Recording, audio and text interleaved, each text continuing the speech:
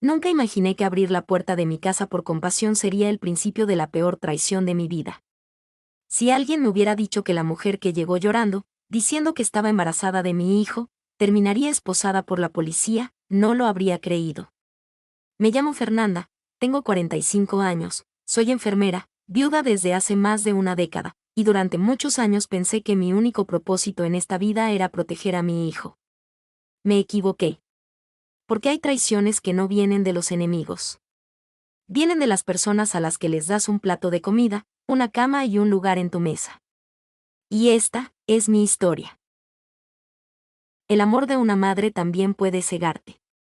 Yo creí que estaba ayudando a mi hijo a construir una familia, sin saber que estaba invitando a una mentira a vivir bajo mi techo. Desde que murió mi esposo, mi vida giró alrededor de una sola persona, Jorge, mi hijo. Lo crié sola, trabajando turnos dobles en el hospital, aprendiendo a dormir poco y a preocuparme mucho. Nunca me quejé. Para mí, verlo crecer sano y convertirse en un hombre profesional fue la mayor recompensa.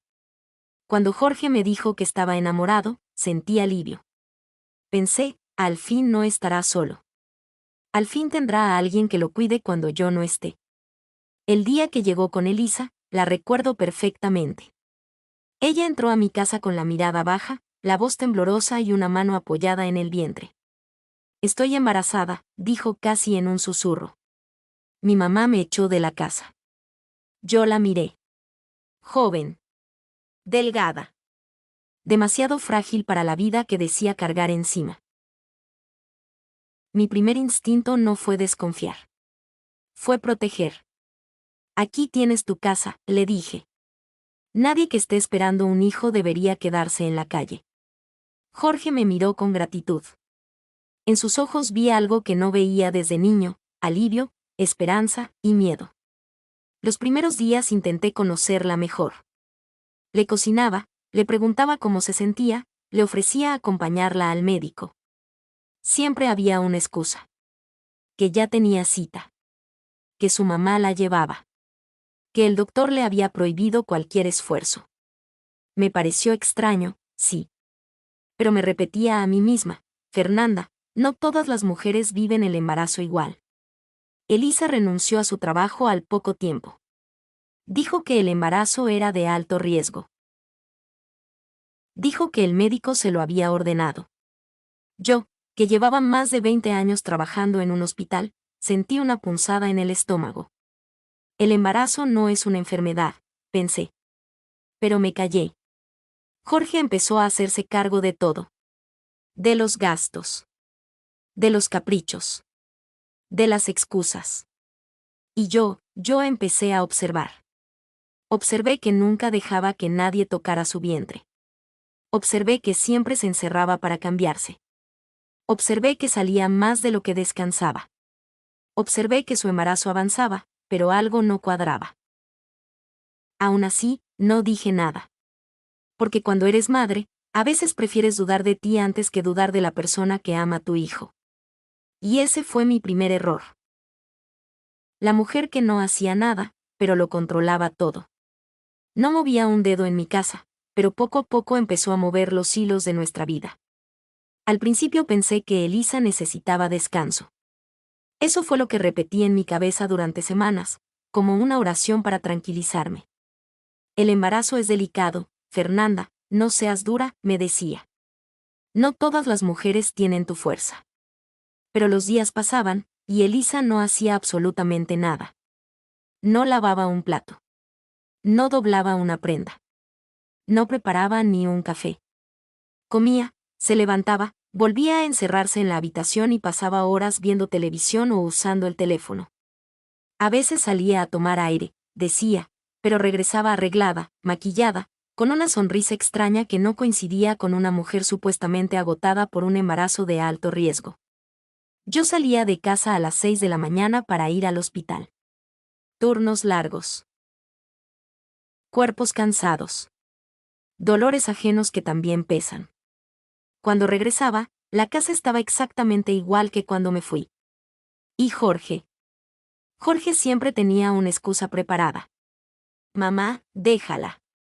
El médico dijo que no puede hacer esfuerzos.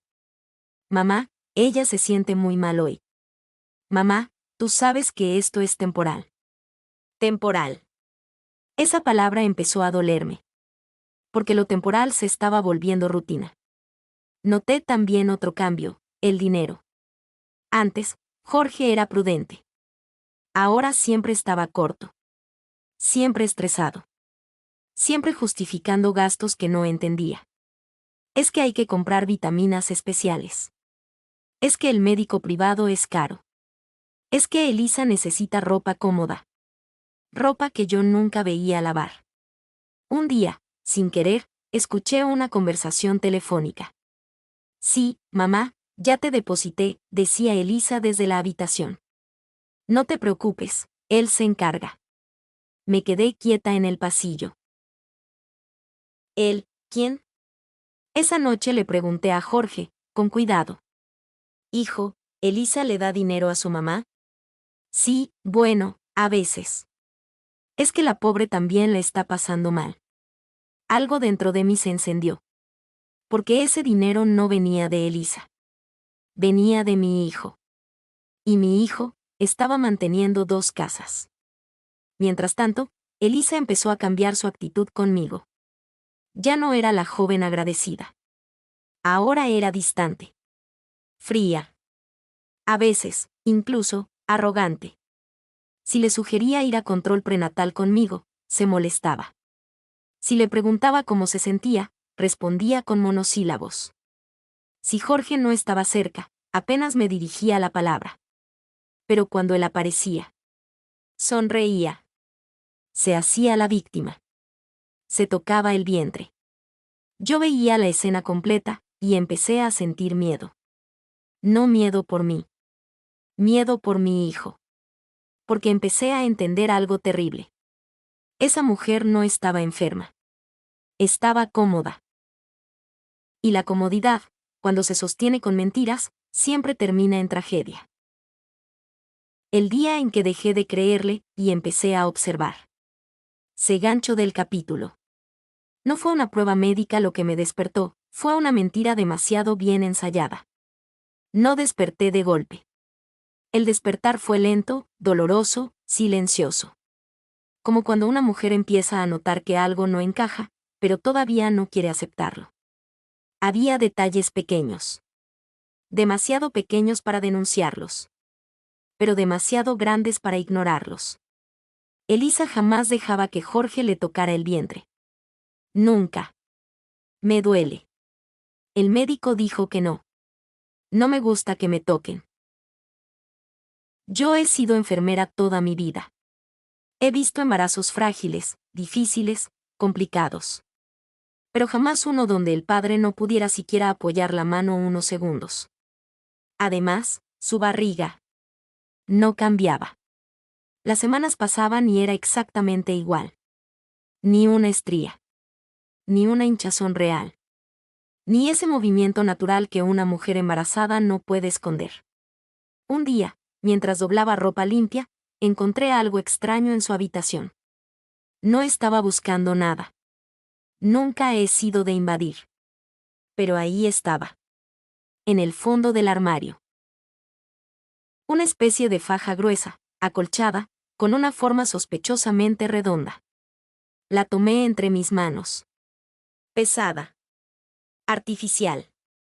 Sentí un frío recorrerme la espalda. La dejé exactamente donde estaba. No dije nada. Ese día entendí algo. Cuando una mentira dura tanto, es porque alguien la está sosteniendo muy bien. Y empecé a observar. Observé cómo Elisa salía al médico maquillada, sin una sola carpeta, sin análisis, sin recetas. Observé cómo regresaba horas después, siempre tranquila, siempre con la misma historia. Observé cómo Jorge sacaba dinero del cajero casi todos los días. Hasta que el banco llamó. Señora Fernanda, llamamos para confirmar unos movimientos inusuales en la cuenta conjunta. Movimientos inusuales. Esa noche pedí ver los estados de cuenta. Jorge dudó. Por primera vez, dudó. ¿Para qué, mamá? Yo lo tengo todo controlado. Mentira número 2. Cuando vi los pagos, sentí que el estómago se me caía al suelo. Transferencias mensuales. Pagos fijos. Un concepto repetido, renta. ¿Qué es esto?, pregunté, señalando la pantalla. Jorge se puso pálido.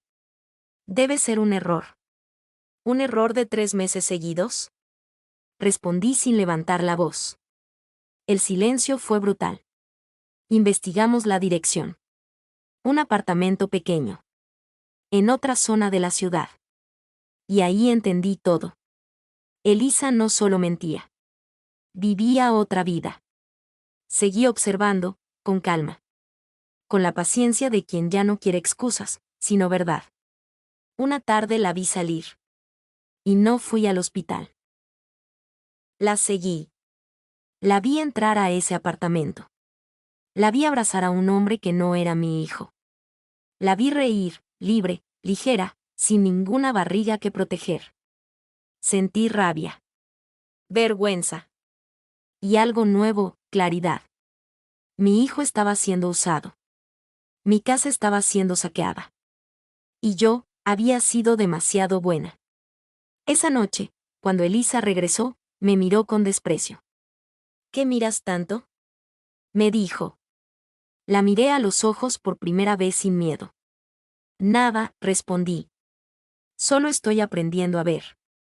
Y en ese momento tomé una decisión silenciosa. No iba a enfrentarla aún. No iba a gritar. No iba a advertir. Primero iba a reunir pruebas.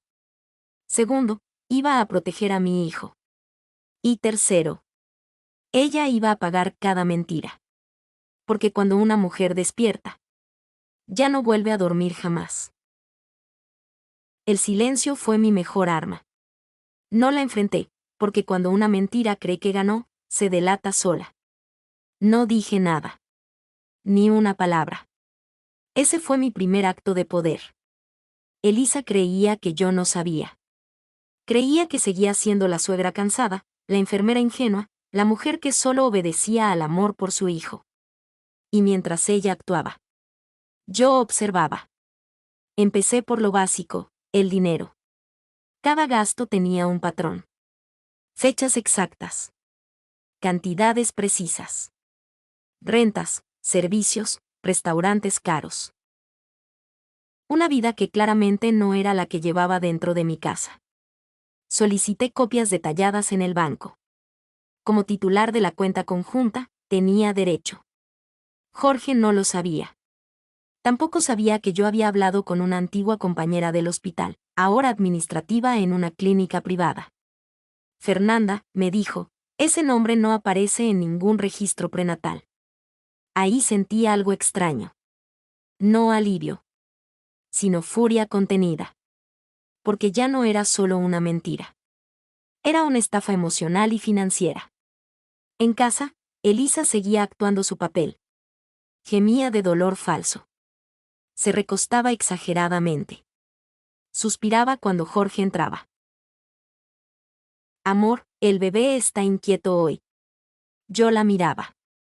Contaba sus respiraciones. Observaba cómo olvidaba protegerse el vientre cuando se levantaba rápido. Una noche, mientras cenábamos, lancé la primera piedra, sin que se notara. Jorge, dije con calma, deberíamos ir pensando en el hospital. El parto está cerca. Elisa palideció. No, no, mi médico dijo que todavía no. ¿Cuál médico?, pregunté. Quizá lo conozco. Se levantó de la mesa. Me siento mal, dijo. Necesito acostarme. Perfecto. Esa misma noche confirmé algo más. Ella y su madre estaban coordinadas. Escuché una llamada a escondidas. Mamá, ya no aguanto. Tranquila, respondió la otra voz, aguanta un poco más. Ya veremos qué hacemos. ¿Qué hacemos? Esa frase me heló la sangre. Empecé a grabar. Conversaciones. Excusas. Contradicciones. Cada pieza encajaba. Mientras tanto, Jorge. Mi hijo. Vivía agotado. Trabajaba más horas. Dormía menos. Se sentía culpable por no cuidar lo suficiente. Y ella lo sabía. Una tarde lo escuché decir: Mamá, siento que nada de lo que hago es suficiente. Ahí casi rompo mi silencio. Pero no. Todavía no. Porque primero tenía que mostrarle la verdad sin que yo pareciera la villana. Preparé el escenario con precisión. Llamé al banco. Bloqueé discretamente ciertos pagos. Esperé. 2 días después. Fernanda, me gritó Elisa, no pasó mi renta. La miré con serenidad. La miré con serenidad. ¿Renta? Pregunté. ¿Qué renta? Se quedó muda. Jorge giró hacia ella lentamente. ¿Qué renta, Elisa? El silencio fue ensordecedor. Ella tartamudeó. Buscó excusas. Mintió mal. Y yo supe que el final estaba cerca. Porque cuando una mentira empieza a derrumbarse, el mentiroso se vuelve torpe. Y yo ya tenía todo lo que necesitaba. La verdad cayó como un golpe seco. La mentira no murió ese día, se defendió, gritó y trató de escapar. Nunca olvidaré la forma en que Jorge la miró. No era rabia. No era grito. Era algo peor, desconcierto absoluto. Elisa, dijo él, ¿qué renta? Ella abrió la boca, pero no salió nada coherente. Sus ojos buscaron los míos, como pidiéndome ayuda. No la tuvo. Explícate, insistió Jorge. ¿De qué apartamento hablas? Yo me levanté despacio. Sentí que mis piernas temblaban, pero mi voz salió firme. Del apartamento que llevas meses pagando con tu tarjeta, dije. O mejor dicho, con nuestro dinero. Elisa gritó. Eso es mentira. Ella me odia. Siempre me ha odiado. Lágrimas falsas. Voz quebrada ensayada. Jorge me miró. Mamá. Respiré hondo y saqué la carpeta. Extractos bancarios. Pagos mensuales. Transferencias repetidas. Un contrato de arrendamiento a nombre de otra persona, ella. El silencio fue brutal. ¿Esto es verdad?, preguntó mi hijo, con la voz rota. Elisa retrocedió. Yo lo hice por nosotros, por el bebé. Entonces dije la frase que cambió todo. ¿Qué bebé, Elisa? Ella se quedó congelada. ¿De qué hablas?, susurró Jorge. No hay embarazo, respondí. Nunca lo hubo. Ella empezó a gritar como una fiera acorralada. Cállate. No sabes nada. Pero yo ya había hablado con médicos. Con clínicas. Con registros. No existe historial prenatal. Nunca fue a una ecografía. Nunca hubo análisis. Nunca estuvo embarazada. Jorge cayó de rodillas. Literalmente. Todo fue mentira. Dijo. ¿Todo? Elisa intentó huir. Corrió hacia la puerta con una bolsa que ya tenía preparada. Ahí entendí algo terrible. Ella ya tenía un plan de escape. No te vayas, gritó Jorge. Yo fui más rápida. Jorge, llama a la policía. Ahora. Elisa se giró hacia mí con odio puro. Vieja metida. Arruinaste todo. No, respondí. Tú lo hiciste. Mientras Jorge marcaba, ella confesó sin darse cuenta. Solo necesitábamos tiempo. Íbamos a fingir una pérdida. O conseguir un bebé. No sé. Esa frase quedó grabada. La policía llegó en minutos. La madre de Elisa apareció histérica, gritando que todo era un malentendido. Pero ya no había vuelta atrás. Mensajes. Audios. Planes. Todo salió a la luz. Se las llevaron esposadas. Jorge me miró, destruido. Mamá, yo. Lo abracé. Y por primera vez en meses, respiré. Pero aún faltaba algo. La justicia no había terminado. Cuando la verdad libera, aunque duela. La verdad no siempre llega para reparar, a veces llega para liberar. Los días siguientes fueron los más largos de nuestras vidas. La casa estaba en silencio. Ese silencio pesado que queda después de una tormenta que lo arrasó todo. Jorge no hablaba. No comía. No dormía. Yo lo observaba desde lejos, sin invadirlo, sabiendo que cada persona necesita su propio tiempo para derrumbarse, y luego levantarse. La investigación avanzó rápido. Demasiado rápido. Las pruebas eran abrumadoras. Los pagos. Los mensajes. Los audios. Las búsquedas en Internet sobre cómo fingir un embarazo. Cómo simular una pérdida. Cómo conseguir un bebé. Cuando el detective me lo dijo, sentí náuseas. Señora Fernanda, me explicó, esto no fue una mentira improvisada. Fue un plan. Un plan frío. Calculado. Sostenido por meses. Elisa confesó. No por arrepentimiento, sino porque ya no tenía escapatoria. Confesó que nunca estuvo embarazada. Que usó una barriga falsa. Que fingía dolores. Que manipuló a mi hijo. Que nos robó. Y lo peor. Que su madre siempre lo supo. Jorge asistió a la audiencia con la mirada vacía. Cuando el juez leyó los cargos, fraude, estafa, intento de sustracción de menor, mi hijo cerró los ojos. Yo no lloré. Había llorado suficiente antes. Elisa gritó que todo lo hizo por amor. El juez no la creyó. La condena fue clara. Cuando se la llevaron, ella me miró con odio. Yo la miré con calma. Porque ya no le debía nada. Al salir del tribunal, Jorge se detuvo. Mamá, perdóname. Lo abracé. No tienes que pedir perdón por haber confiado, le dije. El error no fue amar. El error fue mentir. Ese día empezó nuestra reconstrucción. Jorge volvió a ser él. Buscó ayuda. Volvió a trabajar. Volvió a reír, poco a poco. Y yo. Yo dejé de vivir solo para cuidar. Empecé a vivir para mí. Volví a usar vestidos que había guardado. Volví a salir con amigas. Volví a mirarme al espejo sin miedo. Aprendí algo que jamás olvidaré. No toda mujer que entra a tu casa entra con amor. No toda lágrima es verdad.